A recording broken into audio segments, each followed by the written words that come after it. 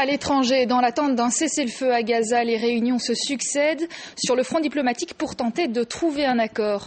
Sur le terrain, les violences se poursuivent. Frédéric Delfosse.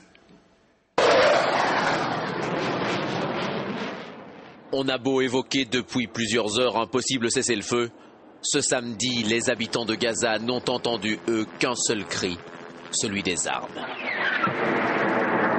Des obus destructeurs, des bombes incendiaires qui ont tué 2 enfants et blessé 14 personnes dans cette école gérée par les Nations Unies.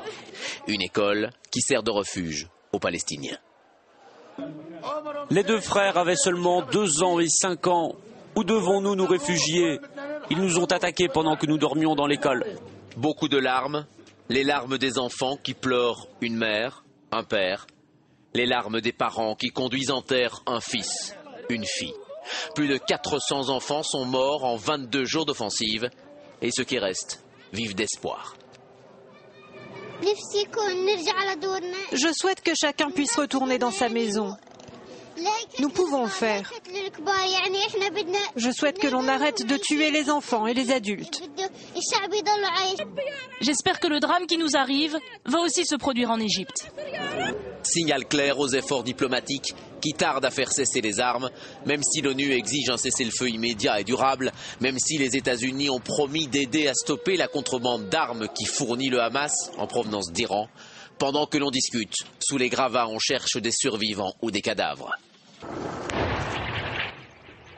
Et pourtant, la diplomatie s'active. Le gouvernement israélien devrait ce soir annoncer un cessez-le-feu, l'armée ayant atteint ses principaux objectifs. Stopper les combats, mais sans retirer l'armée de Gaza, un geste difficilement acceptable pour le Hamas, qui propose lui une trêve en échange du retrait des troupes et de la levée du blocus. Un sommet avec le président palestinien et des chefs d'État européens est prévu demain en Égypte.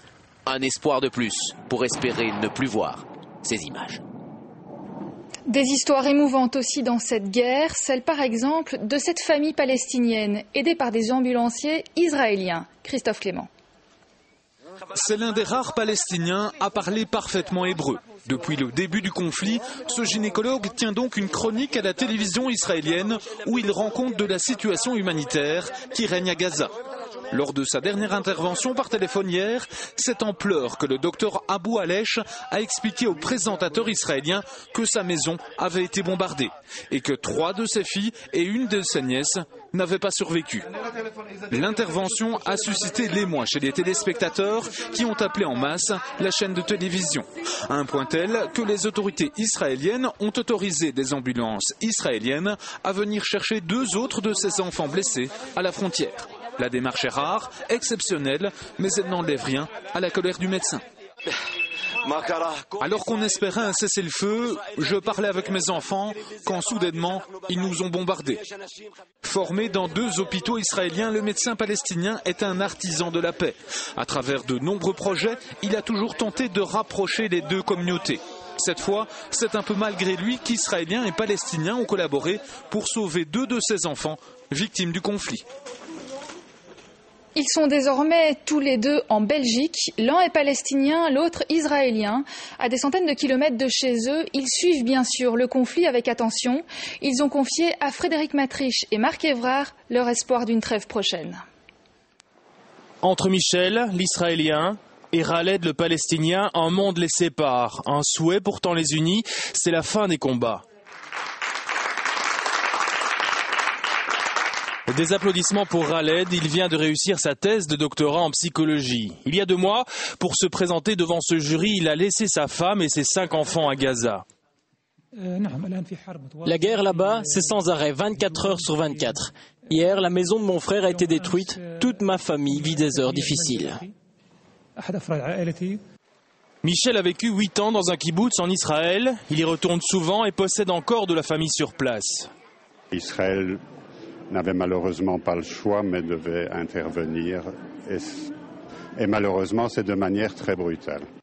En quittant Gaza, Khaled n'imaginait pas qu'un conflit éclaterait. Loin des siens, chaque jour qui passe est une torture. Si je pouvais, je rentrerais maintenant, ce soir ou cette nuit, mais les frontières sont fermées, il m'est impossible de rentrer. Si on imaginait qu'on reçoit des roquettes à la frontière hollandaise, j'imagine qu'on aurait du mal à l'accepter et de risquer de vivre en permanence dans cette peur en effet, de ramasser une bombe. Sur un point, ils se rejoignent. Pour eux, ce conflit ne résoudra rien. Rien ne sera résolu. Il est clair que ça ne sera certainement pas plus facile. Je ne sais pas si ça sera plus difficile. Après la guerre, ce sera difficile de vivre avec les Israéliens. Trop de sang a coulé sur la terre palestinienne. Il faudra des générations pour oublier. De loin, Michel continue à s'informer. Khaled attend l'ouverture des frontières pour prendre un avion. Près de 1000 personnes dans les rues de Charleroi pour manifester en faveur des Palestiniens cet après-midi. L'encadrement policier était important et tout s'est déroulé dans le calme. Benjamin Samin et Samuel Lerat étaient sur place. C'est en rang serré que les manifestants ont investi les rues de Charleroi. Un rassemblement pacifiste pour la Palestine, mais dont les slogans sont sans équivoque. Si à la vue d'une caméra, certains esprits s'échauffent un peu, le service de sécurité interne et la forte présence policière jouent leur rôle et permettent d'éviter tout débordement. Ici, le message est avant tout pour l'arrêt des violences. On arrête cette machine de guerre qui tue les enfants, les vieillards, les femmes et des victimes innocentes.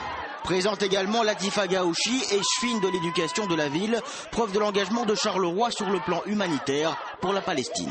Accueillir ces enfants dans des familles de Charleroi et de les prendre en charge ensuite dans les écoles et au niveau psychologique. La manifestation se termine par un grand rassemblement, avec en invité un membre de l'Union des progressistes juifs de Belgique, dont les propos sont très durs vis-à-vis d'Israël. Nous ne supportons pas que l'État d'Israël prétende parler au nom de tous les juifs et soi-disant au nom de l'intérêt des juifs. Nous pensons que ce qu'il fait est très, très contraire à l'intérêt de la paix en général, des Palestiniens bien entendu, mais des Israéliens aussi.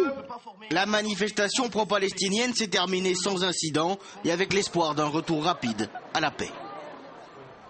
Après le miracle, place à l'enquête. Que s'est-il passé lors du décollage de cet Airbus A320 à New York? L'hypothèse d'une collision avec des